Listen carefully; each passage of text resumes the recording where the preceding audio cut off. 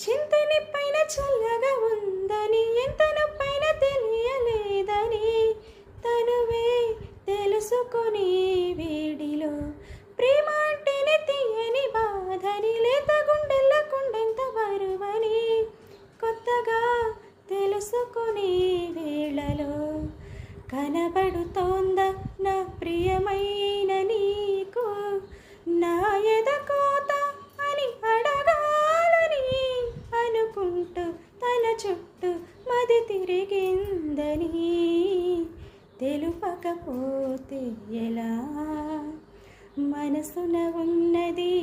చెప్పాలనున్నది మాటలు రావేలా